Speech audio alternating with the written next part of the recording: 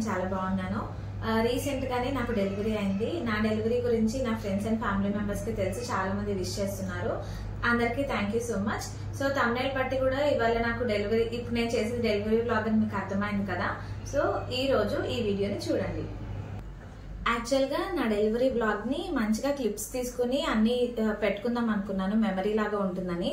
అంటే నేను యూట్యూబ్ లో చేసే వీడియోస్ అన్ని కూడా నాకు ఫ్యూచర్ లో చూసుకున్నప్పుడు ఆ మూమెంట్స్ ని మళ్ళీ గుర్తు తెచ్చుకోవడానికి ఉంటుందని వీడియోస్ ఎక్కువ చేస్తూ ఉంటా. సో అలాగే నా డెలివరీ బ్లాగ్ కూడా ఒక మెమరీలా తీసుకుందాం అనుకున్నా. అలాగే యాక్చువల్ గా ఏమైందంటే నేను సి సెక్షన్ ప్లాన్ చేశాను. ఒక డేట్ అనుకున్నాము, ఆ డేట్ కి వెళ్లి సి సెక్షన్ చేయించుకుందాం అనుకున్నాము. ఆ తర్వాత ఈ డెలివరీ బ్లాగ్ ఇవన్నీ కూడా ప్లాన్ చేసుకున్నాను చెప్పాను కదా. అయితే నేను అనుకున్న దానికన్నా 3 days ముందు నాకు సడన్ గా ఉమ్మనీరు పడిపోయింది. ఉమ్మనీరు పడిపోవడం వల్ల ఎమర్జెన్సీగా వార్డ్ కి వచ్చి జాయిన్ అవ్వాల్సి వచ్చింది. అలాగా నాకు ఆపరేషన్ ఎర్లీగా అయిపోయింది. యాక్చువల్ గా ఫస్ట్ నార్మలే ట్రై చేసాము, నార్మల్ అవ్వక సి సెక్షన్ అవ్వాల్సి వచ్చింది అనమాట. అలా ఏమైందంటే నాకు వ్లాగ్స్ తీసుకోవడానికి అస్సలు ఏ క్లిప్స్ లేవు. ఎందుకంటే అప్పుడు నేనున్న సిచ్యువేషన్, నా పెయిన్స్ కి కానీ నా ఫ్యామిలీ కూడా నా మీద కేర్ తీసుకుంటూ వీడియోస్ తీయలేదు. అండ్ నేను కూడా వీడియోస్ తీసుకునే పొజిషన్ లో కూడా లేను. అందుకోసం అని చెప్పి ఈ వీడియోలో నేను రాగా నా డెలివరీ ఎక్స్పీరియన్స్ ని ఇలా చెప్తున్నాను. అంటే యాక్చువల్ గా ఇంటికి వెళ్ళి కూడా చెప్పచ్చు, కానీ ఈ లైవ్లీ మూమెంట్ ఉండదు అని చెప్పి ఈ ఎన్విరాన్మెంటల్ లో తీస్తేనే కొంచెం బెటర్ గా చెప్పగలుగుతానని చెప్పి ఇప్పుడే చేస్తున్నాను అనమాట. యాక్చువల్ గా ఏమైందంటే నాకు డెలివరీ రోజు నైట్ అంతా కూడా నిద్ర లేదు అండ్ ఒకటే బ్యాక్ పెయిన్, ఏ పొజిషన్ లో కూడా నాకు పడుకోవడానికి లేకుండా పోయింది. సో నాకు జనరల్ గా బ్యాక్ పెయిన్ వస్తూనే ఉంది 9th month నిండిన తర్వాత, అంటే 9th month స్టార్ట్ అయిన తర్వాత. సో నాకు బ్యాక్ పెయిన్ కామన్ కదా అనుకుని లైట్ తీసుకున్నా. సో మార్నింగ్ అరౌండ్ 4-4:30 ఆ టైంకి నాకు ఉమ్మనీరు లీక్ అవడం స్టార్ట్ అయింది. అది నాకు ఒకేసారి ఉమ్మనీరు పడిపోలేదు, కొంచెం కొంచెం లీక్ అవుతూ వచ్చింది. అండ్ లీక్ అవ్వడంతో పాటు కాంట్రాక్షన్స్ కూడా నాకు 4:30 నుంచే స్టార్ట్ అయిపోయినాయి ఎర్లీ మార్నింగ్. సో 4:30కి కాంట్రాక్షన్ స్టార్ట్ అయిన తర్వాత మా హస్బెండ్ వాళ్ళకి ఫోన్ చేసి రమ్మని చెప్పా. నేను మా మమ్మీ వాళ్ళ ఇంట్లో ఉన్నా. అయితే మా హస్బెండ్ రావడానికి టైం పట్టింది. ఈలోపు నేను ఫ్రెష్ అయ్యి నేను హాస్పిటల్ బ్యాగ్ కూడా యాక్చువల్ గా ప్యాక్ చేసుకుందాం అనుకున్నాను, అది కుదరలేదు. దానివల్ల ఏమైందంటే అప్పటికప్పుడు చాలా ఫాస్ట్ గా హాస్పిటల్ కి సంబంధించినవన్నీ ప్యాక్ చేసుకుని హడావిడిగా రెడీ అయ్యి ఇంకా నేను హాస్పిటల్ కి బయలుదేరా. హాస్పిటల్ కి రీచ్ అయ్యేసరికి అరౌండ్ 7-7:30 అయింది. 7:30కి నన్ను లోపలికి తీసుకుని వెళ్లారు, చెక్ చేశారు, ఉమ్మనీరు లీక్ అవడం స్టార్ట్ అయింది అండ్ కాంట్రాక్షన్స్ కూడా రావడం స్టార్ట్ అయిందని చూశారు. అండ్ అబ్జర్వేషన్ లో పెట్టాలని రూమ్ ఇచ్చి రూమ్ లో పంపించేశారు. రూమ్ కి పంపించేటప్పటికి నాకు అరౌండ్ 11 అయింది. 11కి నేను టిఫిన్ తినేసి నాకు టాబ్లెట్స్ ఇచ్చారు. నేను అంటే కాంట్రాక్షన్స్ పెరిగితే అంటే న్యాచురల్ నార్మల్ గా ట్రై చేద్దాము, కాంట్రాక్షన్స్ పెరుగుతూ ఉంటాయి కదా, దాన్ని బట్టి నెక్స్ట్ ఫర్దర్ గా ఏమవుతుందో చూద్దాం అన్నారు. నేను 12 అనుకుంటా, 12:30 ఆ టైంకి అరౌండ్ నాకు ఫస్ట్ మార్నింగ్ 4:30కి స్టార్ట్ అయినప్పుడు ఎవ్రీ 10 minutes కి ఒక కాంట్రాక్షన్ లాగా వచ్చేది. ఆ కాంట్రాక్షన్ 10 minutes కి వచ్చినప్పుడు బాగా హెవీగా రావడం, తగ్గడం, మళ్ళీ గ్యాప్ కాంట్రాక్షన్ కి 10 minutes ఉండేది. ఆ తర్వాత 12:30 ఆ టైంకి ఏంటంటే 5 minutes కి నా కాంట్రాక్షన్స్ పెరగడం స్టార్ట్ అయిపోయింది. 5 minutes కి పెరుగుతుంది అండ్ అది కూడా చాలా ఎక్కువ వస్తుంది. అందుకని నేను నర్సెస్ కి చెప్తే వాళ్ళు ఇమీడియట్ గా ఐసీయూ పైన, అంటే నార్మల్ కి ఒక సెక్షన్ ఉంటుంది కదా డెలివరీ ట్రై చేసే వాళ్ళకి, ఆ సెక్షన్ కి తీసుకెళ్లారు. అక్కడికి వెళ్ళిన తర్వాత ఏంటంటే ఒక ఈవెన్ అంటే వితిన్ 1 hour లోపే అనుకుంటా ఎవ్రీ 3 minutes కి కాంట్రాక్షన్స్ రావడం స్టార్ట్ అయింది. సో 3 minutes కి కాంట్రాక్షన్ రావడం, ఆ కాంట్రాక్షన్స్ కూడా చాలా హై అవ్వడం స్టార్ట్ అయింది. అండ్ అప్పుడు నాకు ఒక ఆప్షన్ ఇచ్చారు, పెయిన్ తట్టుకోలేకపోతున్నాను అని చెప్తే 2 options ఇచ్చారు యాక్చువల్ గా. ఒకటి గ్యాస్ ఉంటుందని, ఇంకొకటి ఎపిడ్యూరల్ అని. గ్యాస్ ఏంటంటే మనకి ఎక్కువసేపు ఉండదు, బాగా కాంట్రాక్షన్ వస్తున్నప్పుడు మనం ఇట్లా పెట్టుకుంటే ఆ గ్యాస్ పీల్చడం వల్ల మనకి కాంట్రాక్షన్ మనకి అంటే పెయిన్ అనేది కొంచెం తగ్గుతుంది అన్నారు. అండ్ అది ఎక్కువసేపు కూడా డ్యూరేషన్ ఉండదని చెప్పారు. ఎపిడ్యూరల్ ఏం చెప్పారంటే స్పైనల్ కి మనకి ఎపిడ్యూరల్ ఇస్తారు, అండ్ మనకి పెయిన్ ఎక్కువ తెలియదు. అంటే అది 90% పెయిన్ కంట్రోల్ చేస్తుంది, బట్ 10% అనేది మనకు తెలుస్తుంది, మూమెంట్స్ తెలుస్తాయి, పెయిన్ కూడా తెలుస్తుంది అని చెప్పారు. సో నాకు ఆ టైంలో పెయిన్స్ చాలా హెవీగా ఉన్నాయి కాబట్టి ఎపిడ్యూరల్ కి వెళ్ళిపోదామనే ఆలోచనలోనే ఉన్నా. సో ఎపిడ్యూరల్ కి కూడా మనకి సైడ్ ఎఫెక్ట్స్ ఉంటాయి, వాటి ఫామ్ కి సైన్ చేయడం ఇవన్నీ కూడా ఉంటాయి అనమాట. బట్ నేను అవన్నీ తీసుకునే పొజిషన్ లో కూడా లేను, అంటే ఆలోచించే పొజిషన్ లో, ఎందుకంటే ఆ పెయిన్ అన్బేరబుల్ ఉంది నాకు. సో వెళ్ళిపోదాం అని చెప్పి ఎపిడ్యూరల్ కి వెళ్ళిపోయా. సో ఎపిడ్యూరల్ తీసుకున్న తర్వాత మేడం అన్నారు అప్పటికి నాకు 2 సెంటీమీటర్స్ డైల్యూట్ అయింది, 2 to 3 మధ్యలో ఉందని చెప్పారు. సో 2 to 3 మధ్యలో ఉంది కాబట్టి కాంట్రాక్షన్స్ కూడా పెరుగుతున్నాయి కాబట్టి ఎపిడ్యూరల్ ఎలా అంటే మనకి స్పైనల్ లో ఇంజెక్షన్ ఇచ్చిన తర్వాత ఒక స్ప్రింగ్ లాంటిది మనకి ఇక్కడ ఉంటుంది, తీసి వదిలేస్తారు. ఈవెన్ ఇఫ్ మనం నార్మల్ ట్రై చేసి అవ్వకపోతే ఆ సి సెక్షన్ కి వెళ్ళేటప్పుడు కూడా మళ్ళీ సపరేట్ గా మత్తు ఇంజెక్షన్ ఇవ్వక్కర్లేదు, ఎపిడ్యూరల్ కే ఇంకా డోస్ పెంచేసి ఆపరేషన్ చేసేయచ్చు అని చెప్పారు. సో నాకు బెస్ట్ ఆప్షన్ లా అనిపించి ఎపిడ్యూరల్ కి వెళ్ళిపోయాను. ఇచ్చిన తర్వాత ఏంటంటే ఒక 1 hour నాకు నిజంగా కాంట్రాక్షన్స్ నొప్పులేం తెలియలా. ఈవెన్ నాకు వాళ్ళు 90% లో 10% తెలుస్తుందన్నా కూడా నాకు తెలియలా కాంట్రాక్షన్ పెయిన్. హ్యాపీగా పడుకున్నాను, కాంట్రాక్షన్స్ వస్తున్నాయి, మధ్యలో మనకు మానిటర్ చేస్తూనే ఉంటారనమాట. సో ఈ క్లిప్స్ నేను మిస్ అయిపోయాను యాక్చువల్ గా, ఈ క్లిప్స్ అన్ని కూడా తీసుకుందాం అనుకున్నాను, మానిటర్ చేసేది ఆ ఐసీయూ రూమ్ లో.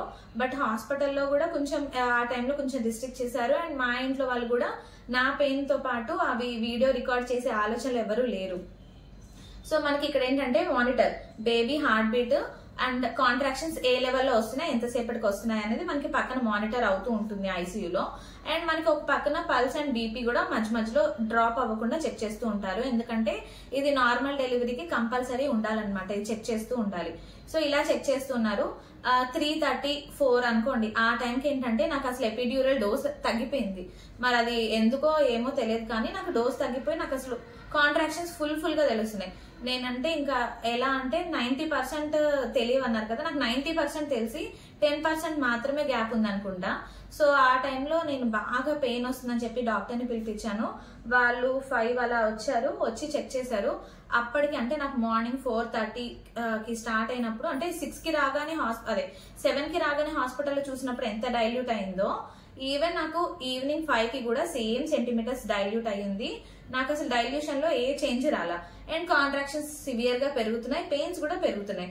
అది ఎందుకో ఏంటి అనేది నాకు అర్థం కాల. సరే 5కి మేడం అన్నారు ఇంకా చూద్దాం అన్నారు. నేనేమనుకున్నా ఈవెన్ 4 meters or 6 centimeters వరకు డైల్యూట్ అయినా కూడా నార్మల్ కి ట్రై చేద్దాం, ఎందుకంటే ఇంకా ఛాన్స్ ఉంది కాబట్టి అనుకున్నా.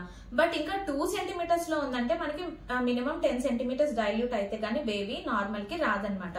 సో 2లోనే ఉంది, ఇంకా స్టార్టింగ్ లోనే ఉంది, పెయిన్స్ అన్బేరబుల్ ఉన్నాయి.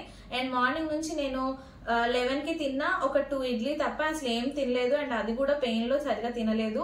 అండ్ నాకు వీక్ అయిపోతున్నాను అనమాట, నైట్ అంతా నిద్ర లేదు, ఈ పెయిన్స్ నేను అసలు తట్టుకోలేకపోతున్నా. సో నేనే ఇంకా డాక్టర్ వాళ్ళు వెయిట్ చేద్దాం అన్నారు కానీ నేనే తట్టుకోలేక నా వల్ల కాదు ఇంకా. సో ఆపరేషన్ ఎలాగో ఫిక్స్ అయ్యాను కాబట్టి ఆపరేషన్ చేసేద్దామని చెప్పా. సో మేడం వచ్చి ప్రొసీజర్ అంతా స్టార్ట్ అయ్యేసరికి 6 అలా అయింది. సో 6:25 అరౌండ్ ఆ టైంకి బేబీ అయితే బయటకు వచ్చేసింది. ఆ తర్వాత నా ఆపరేషన్ అయితే అయిపోయేసరికి మేబీ 8:30, ఇంకా నాకు టైం అయితే తెలియదు. నేను వార్డ్ కి ఐసీయూకి షిఫ్ట్ చేశారు, ఐసీయూలో 4 hours ఉన్నాను. 4 hours తర్వాత నాకు రూమ్ కి వచ్చేసరికి నైట్ 11 అయింది అనమాట. సో ఇలా నా డెలివరీ అయ్యి నేను బేబీని చూసి రూమ్ కి వచ్చేసరికి నాకు 11 అయింది. ఒక పక్క నాకేమో ఆపరేషన్ థియేటర్ లో ఉన్నాను కదా, బయట మా ఫ్యామిలీ మెంబర్స్ అందరూ నేను ఎలా ఉన్నా, నా హెల్త్ ఎలా ఉంది, నా ఫ్యామిలీ వాళ్ళందరూ నేను చాలా సెన్సిటివ్, నేను ఎక్కువ పెయిన్స్ తీసుకోలేను అనుకుంటూ ఉంటారు. సో అప్పటికి నేను 12-13 hours నుంచి పెయిన్స్ పడుతున్నా. అండ్ ఐసీయూలోనే వాళ్ళని రాగానే నేను అడ్మిట్ అయ్యాను కదా, వాళ్ళని చూడడానికి కూడా రాలేకపోయారు. వాళ్ళు వచ్చేటప్పటికి నేను ఐసీయూలో ఉన్నా. సో ఒక పక్క వాళ్ళు నన్ను చూడలేదని డిసప్పాయింట్ ఫీల్ అవుతున్నారు. అండ్ నేను నొప్పులు ఎలా పడుతున్నాను అని బాధపడుతున్నారు. ఇంకో పక్క బాబా ఈ డిస్కషన్ లో ఫుల్ బయట అంతా వాళ్ళదొక హడావిడి, నాది లోపల ఇంకో హడావిడి. సో ఫైనల్ గా నాకు ఎవరు పుట్టారంటే బేబీ బాయ్ అనమాట. సో బేబీ బాయ్ చాలా బాగున్నాడు. అండ్ నేను కూడా ఫైనల్ గా హెల్దీగా బయటకు వచ్చేసా. అంటే ఆపరేషన్ ఆబ్వియస్లీ రికవరీ టైం పడుతుంది కానీ బట్ నేనైతే ఆ పెయిన్స్ తట్టుకోలేక తీసుకున్న ఆప్షన్ అది. బట్ నాకు నేనేం గిల్టీ ఫీల్ అవ్వట్లేదు. అంటే ఎండ్ ఆఫ్ ద డే నేను నా బేబీ హెల్దీగా ఉన్నాను కాబట్టి నేను దాన్ని ఏం పట్టించుకోలేదు. సో అలా నాకు బేబీ బాయ్ తో నేను 11కి వచ్చేసాను. అప్పటికి వాళ్ళు విజిటర్స్ టైం అయిపోయి వాళ్ళు వెళ్ళిపోయారు. తర్వాత వచ్చి చూసారనుకోండి, అది వేరే విషయం. సో ఫైనల్ గా నాకు బాయ్ పుట్టేశాడు. అండ్ నేను ఇంతకీ ఏ హాస్పిటల్లో డెలివరీ అని చెప్పలేదు కదా. నేను హాస్పిటల్ వచ్చి నేను అడ్మిట్ అయిన హాస్పిటల్ వచ్చి rainbow hospital Vijayawada. And rainbow హాస్పిటల్లో ట్రీట్మెంట్ అయితే నాకు చాలా బాగా నచ్చింది. ఫుల్ ఆన్ సాటిస్ఫాక్షన్ అనమాట. యాక్చువల్ గా నాకు డెలివరీ మీద నేను వీడియో, ఈ మధ్య సోషల్ మీడియా ఏంటంటే ప్రతిదీ మనకి రీల్స్ లో కానీ అన్ని అప్డేట్ అవుతున్నాయి. కొంతమంది బర్త్ బ్లాగ్స్ లో కూడా చాలా కాంప్లికేషన్స్ చెప్తున్నారు. ఎలా అవుతుందో ఏంటో నేను భయపడుతూ వచ్చా. బట్ ఇక్కడ స్టాఫ్, డాక్టర్స్, నర్సెస్ అందరూ మంచిగా సపోర్టివ్ అనమాట. మనకి ఏ డౌట్ ఉన్నా ఎప్పుడు క్లారిఫై చేస్తూనే ఉంటారు. నాకైతే 100 డౌట్లు ఉంటే 100కి 100 పాపం బాగానే క్లియర్ చేశారు పేషెంట్స్ తో. సో నాకు రెయిన్బో హాస్పిటల్ వాళ్ళది సర్వీస్ అయితే నాకు చాలా బాగా నచ్చింది. అండ్ అది కాకుండా నాకు అంటే ఇన్సూరెన్స్ ఉందని మేము యాక్చువల్ గా చేరాము. ఇది ఎటువంటి ప్రమోషన్ ఏం కాదులేండి. ఇన్సూరెన్స్ ఉంది కాబట్టి ఉన్న హాస్పిటల్స్ లో రెయిన్బో అని చెప్పి చూస్ చేసుకున్నాం. తీరా ఇక్కడికి వచ్చిన తర్వాత వీళ్ళు మా ఇన్సూరెన్స్ ప్యాకేజ్ లో కాకుండా కొన్ని కాంప్లిమెంటరీ గిఫ్ట్స్ లాంటివి ఇచ్చారు. అవైతే నాకు చాలా బాగా నచ్చినాయి. ఇంతగా అవేంటో నేను చూపిస్తూ నేను మీతో మాట్లాడుతూ ఉంటా. సో రెయిన్బో హాస్పిటల్లో కాంప్లిమెంటరీస్ అని చెప్పాను కదా. కాంప్లిమెంటరీస్ లో ఏమున్నాయంటే ఫస్ట్ వచ్చి బేబీ పుట్టగానే నాకు ఈ కిట్ ఇచ్చారు, ఫస్ట్ ట్రై వాళ్ళది. ఇందులో ఏమున్నాయంటే బేబీకి సంబంధించిన ఈ కూపన్ కోడ్స్ లాంటివి ఇచ్చారు. ఇది వచ్చి డైపర్, ఇది మొన్న యూజ్ చేశానులేండి. ఇది బేబీకి సంబంధించిన సోప్ గానీ ఇవన్నీ ఉన్నాయన్నమాట. హగ్గీస్ లాంటిది. ఈ కిట్ అయితే నాకు ఫస్ట్ బేబీ పుట్టిన తర్వాత ఇచ్చారు. అండ్ ఇది కాకుండా ఫోటోషూట్ తీశారు.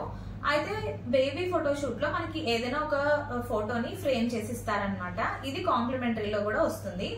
అది ఏంటంటే కాంప్లిమెంటరీలో ఏమొచ్చింది, నా బేబీ ఎలా ఉన్నాడు అనేది నేను మీకు లాస్ట్ లో చూపిస్తా. అప్పటిదాకా చూడండి. అండ్ ఇంకా ఏమున్నాయి, ఇంకా చాలా ఉన్నాయి కానీ చూపిస్తూ ఉంటా. సో కాంప్లిమెంటరీలో ఫోటో ఫ్రేమ్ ఇచ్చారు. నెక్స్ట్ వచ్చి ఈ కిట్ ఇచ్చారు బేబీకి. బేబీ కిట్ తో పాటు మదర్ నాకు ఒక కిట్ ఇచ్చారనమాట. సో ఇదేంటి, బాత్ ఎసెన్షియల్స్ లాంటిది. దీంట్లో ఏమున్నాయంటే ఇది హెయిర్ కోమ్, తర్వాత ఇది వచ్చి dental kit, some hair oil, body powder, body lotion, shampoo లాంటిది. అండ్ ఒక సోప్ కూడా ఇచ్చారు. నేను ఆల్రెడీ దాన్ని యూజ్ చేసేస్తున్నాను. సో ఈ కిట్ ఏమో మదర్కి ఇచ్చారు. ఇది బేబీకి ఇచ్చారు. అండ్ బేబీకి ఫోటోషూట్ లో ఒక ఫోటో ఫ్రేమ్ ఇస్తా అన్నారు. అండ్ ఇది కాకుండా బేబీకి సంబంధించి ఒక ఫైల్ సపరేట్ గా క్రియేట్ చేశారు. అండ్ బేబీకి ఇంకా వ్యాక్సిన్స్ ఏమైనా ఇచ్చినా ఇందులో అన్ని డీటెయిల్స్ ఉంటాయి అనమాట. ఏ టైంలో ఏ వ్యాక్సిన్స్ వాడాలి ఏంటి అనేది ఇందులో డీటెయిల్ గా ఉంటుంది. బేబీకి సంబంధించిన రికార్డ్ అలా ఉండడానికి ఈ ఫైల్ వెంటనే మనకి డెలివరీ అయిన తర్వాత క్రియేట్ చేసి ఇచ్చారు. ఇది అయిపోయిన తర్వాత దీంతో పాటు పోస్ట్ పార్టమ్ బుక్, మనకి రికవరీ అవ్వాలంటే ఏంటి, ఇది కంపల్సరీ నాకు తెలిసి చాలా హెల్ప్ అవుతుంది న్యూ మామ్స్ కి. సో పోస్ట్ పార్టమ్ అనేది మనకి చాలా క్రూషియల్ పీరియడ్ రికవరీకి. మనకి ఇలాంటి టిప్స్ తెలిస్తే మనం ఇంకొంచెం రికవరీకి ఈజీ ఉంటుంది. సో ఇది మనం ఫ్రీ టైమ్ లో చదువుకోవచ్చు అనమాట. బేబీకి ఎలాంటివి యూజ్ అవుతాయి, మనకున్న డౌట్స్ అన్ని సగం ఈ బుక్ చదివితేనే క్లారిటీ వచ్చేస్తుంది. సో ఈ బుక్ ఇచ్చారు. అండ్ నా ఫైల్ కామన్. అండ్ ఇంకోటి ఇలాంటి ఒక స్లామ్ బుక్ లాగా ఇచ్చారు. అంటే ఒక మెమరీ లాగా మనం ఏమైనా పెట్టుకోవాలన్నా ఫొటోస్ కానీ లేకపోతే ఫుట్ ప్రింట్స్ కానీ తీసుకోవచ్చు. అండ్ బేబీకి సంబంధించి ఏ మంత్ ఆ మంత్ మన రికార్డ్ బుక్ లాగా అనమాట. ఏమి వచ్చినా మనం నోట్ చేసుకోవడానికి రాసుకోవడానికి ఒక మెమరీలా ఉంటుంది 1 year పాటు. సో ఇదొకటి వచ్చింది, ఇదొకటి బాగుంది. అండ్ నెక్స్ట్ ఈ బ్యాగ్ ఒకటి ఇచ్చారు. ఈ బ్యాగ్ కూడా నాకు డెలివరీ అయిన తర్వాత ఇచ్చారు. ఇందులో వచ్చి బేబీని క్యారీ చేయడానికి, బేబీకి ఒక డ్రెస్సెస్ లాంటివి ఇచ్చారు. ఇది కూడా అంతే, క్యారీ చేయడానికి ఈవెన్ డ్రెస్ ఇంకొకటి.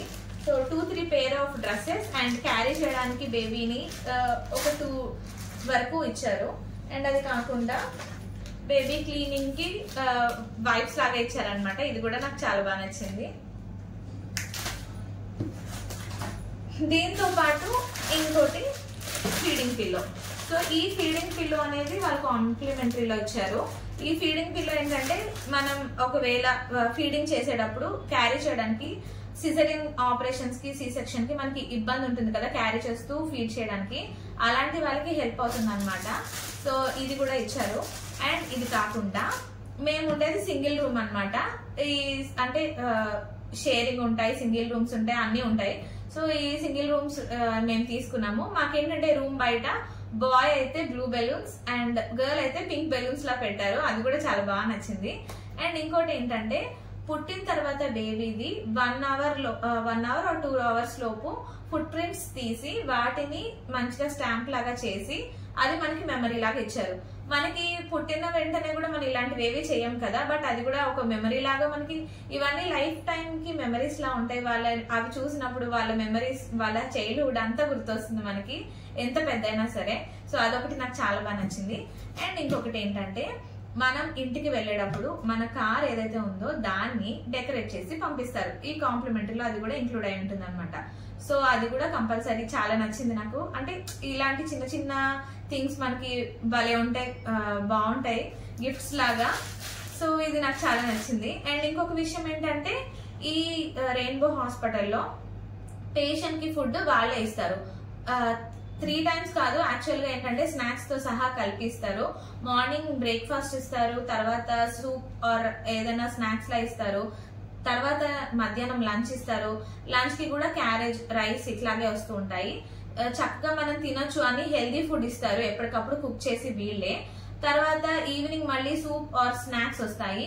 అంటే సూప్ వస్తే మార్నింగ్, ఈవినింగ్ స్నాక్స్ వస్తాయి, లేదంటే మార్నింగ్ స్నాక్స్ వస్తే ఈవినింగ్ సూప్ వస్తుంది. అండ్ నైట్ కి డిన్నర్ లో కూడా మనకి ప్రతిరోజు వచ్చి అడుగుతారనమాట, మీకు నిన్న తిన్న ఫుడ్ ఎలా ఉంది, సర్వీస్ ఎలా ఉంది, బాగుందా అని అడుగుతారు. అండ్ దీంతో పాటు మీకు టిఫిన్ కావాలా, అంటే టిఫిన్ అంటే ఇడ్లీ ఆర్ ఊతప్పం లాంటివి ఇస్తారు, అది కావాలా లేకపోతే రైస్ పంపించిన అని మన ఆప్షన్ బట్టి పంపిస్తారు. అండ్ గార్లిక్, న్యూ మామ్స్ కి గార్లిక్ చాలా మంచిది, ఫీడింగ్ కి ఉపయోగపడుతుంది. సో అది కూడా పర్టికులర్ గా గార్లిక్ కూడా ఇచ్చి పంపిస్తారు. గార్లిక్ ఉన్న ఫుడ్సే పెడతారు. అండ్ అది కూడా నాకు చాలా నచ్చింది, అలా చేయడము ఆ థాట్ నచ్చింది. సో ఫుడ్ పంపిస్తారు ఎప్పటికప్పుడు వేడిగా. ఇది కాకుండా కేరింగ్ అన్ని కూడా చాలా బాగుంటుంది. ఇంతకీ నా బేబీని చూపిస్తాను కదా, ఫోటోషూట్ లో కూడా యాక్చువల్ గా ఇంకో 2 ఆప్షన్స్ ఉంటాయి. మనకి ఒక ఫ్రేమ్ అయితే ఇచ్చేస్తారు, అది కాంప్లిమెంటరీలో ఉంటుంది. ఇంకా మీకు పిక్స్ కావాలి అనుకుంటే వాళ్ళ దగ్గరే మనం ఫొటోస్ తీసుకోవచ్చు. వాళ్ళే కాస్ట్యూమ్ చేంజ్ లేదంటే అదే కాస్ట్యూమ్స్ లోనో ఫొటోస్ తీసి ఒక 25 వరకు పంపిస్తారు. రా ఫొటోస్ ఏవైతే ఉన్నాయో అవి మన మొబైల్ కి పంపిస్తారనమాట. అది మనం విడిగా ఫ్రేమ్ చేయించుకోవచ్చు. అండ్ అది అమౌంట్ అనేది ఎప్పటికప్పుడు వేరియేషన్ అవుతుంది కాబట్టి ఇది కొలాబరేషన్ కాదు కాబట్టి నేను మీకు చెప్పట్లేదు. మీరు అక్కడ అడ్మిట్ అయిన తర్వాత మీరు కనుక్కుంటే, అంటే మీరు ఫోటో తీసేటప్పుడు ఇంకా ఆప్షన్స్ ఉంటాయి కదా, అవి కనుక్కొని మీకు కావాలి అనుకుంటే మిగిలిన ఫొటోస్ కూడా అక్కడ తీయించుకోవచ్చు. ఇప్పుడు నా బేబీ ఫోటో చూపిస్తాను. సో ఇది నా బేబీ ఫోటో. రెయిన్బో వాళ్ళు నాకు అంటే ఉన్న తీసిన ఫొటోస్ లో ఒకటి చూస్ చేసుకోమని చెప్తారు, మనం చూస్ చేసుకున్న దాన్ని ఫ్రేమ్ చేసిస్తారు. సో ఇదైతే నాకు చాలా చాలా అంటే చాలా బాగా నచ్చింది. మా బుడ్డోడి ఫస్ట్ మెమరీ అన్నమాట, దీంతోనే స్టార్ట్ అయింది. ఈవెన్ నేను డెలివరీ అయ్యి డిశ్చార్జ్ అయ్యే రోజు నేను వీడియో తీస్తున్నాను, కానీ దానికన్నా ముందే నాకు ఈ ఫ్రేమ్ నా దగ్గరకు వచ్చింది. ఇదే అంటే వీడియో కన్నా కూడా ఇదే నాకు మెమరీ అన్నమాట. సో ఇది భలే నచ్చింది. సో ఇది ఇచ్చారనమాట. ఇది నా డెలివరీ వ్లాగ్. సో మీతో షేర్ చేసుకోవాలనిపించింది, నా డెలివరీ ఎలా జరిగింది ఏంటి, అండ్ నాకు ఈ హ్యాపీ మూమెంట్స్ ఇవన్నీ కూడా, ఈ కాంప్లిమెంటరీ గిఫ్ట్స్ ఇవన్నీ కూడా మీతో షేర్ చేసుకోవాలనిపించింది. డెఫినెట్ గా మీరు ఎవరైనా కొత్తగా ప్రెగ్నెన్సీ ప్లాన్ చేస్తున్న డెలివరీస్ కి రెయిన్బో ఖచ్చితంగా చూస్ చేసుకోండి. అంటే ఇవి ఇచ్చారు అని కాదు, లైక్ మీకు ఇవి కూడా ఒక మెమరీలా ఉంటుంది అని. అండ్ ఇఫ్ మీకు ఇన్సూరెన్స్ పాలసీస్ ఏమైనా ఉంటే వాటిని కూడా క్లైమింగ్స్ కి ఇక్కడ చాలా ఆప్షన్స్ ఉన్నాయి. అది ఉంది మీకు క్లైమ్ చేసుకోవడానికి బాగుంది అంటే రెయిన్బో ఆప్షన్ ఉంది అంటే కనుక ఖచ్చితంగా రెయిన్బోనే చూస్ చేసుకోండి. నాకైతే రెయిన్బో 10/10 అనమాట. నాకు అంత బాగా నచ్చింది డెలివరీ కానీ సర్వీస్ కానీ. అండ్ ఇదే నా డెలివరీ బ్లాగ్. సో మీతో షేర్ చేసుకున్నాను. మళ్ళీ ఇంకో కొత్త వీడియోతో మేబీ బేబీకి సంబంధించిన ఏదో ఒక వీడియోస్ చేస్తూనే ఉంటాను.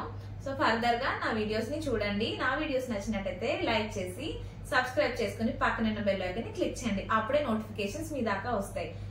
సో ఇదేనండి ఈ రోజు నా వీడియో. మీ అందరికి నచ్చింది అనుకుంటున్నాను. Thanks for watching. Keep smiling.